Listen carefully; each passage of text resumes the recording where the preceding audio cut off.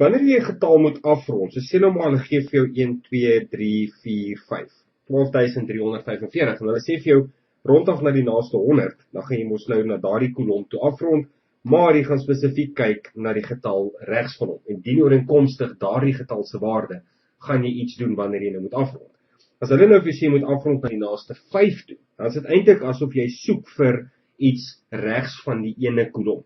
En daardie iets waarvoor jy soek, is eintlik maar 'n getallelyn waar jy die onderste punt het en die boonste punt as die twee waardes van die 10e getal weerskante van daardie twee plekke. So die 10e getal weerskante van 45 is by 40 en by 50.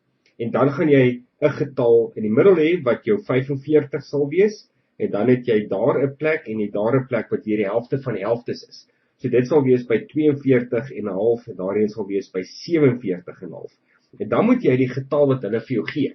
So kom ons sê nou maar iets soos 3, 6, 7. Daardie 7 moet jy dan nog gaan inpas in een van daardie 4 blokkies of een van daardie 4 kwarte. Daardie getal heel op die einde, daardie getal in die ene klop gaan in een van daardie 4 kwarte gaan hy pas en dan moet jy nou maar net onthou as hy in die boonste ene is, die boonste kwart, dan gaan jy daardie kant toe. As hy in die onderste een is, gaan jy terug na daardie 5 toe. As hy in daardie een is, gaan hy ook na die boonste 5 toe en as hy in daardie een is, gaan hy terug na die vorige 10 toe. So afhangende van wat die getal is en in watter kwart hy val, gaan jy nou maar net op of af gaan na het sy daardie eerste 10, die volgende 10 of dan nou die 5 in die middel. En dit is hoe jy gaan afrond na die naaste 5 as dit die instruksies was.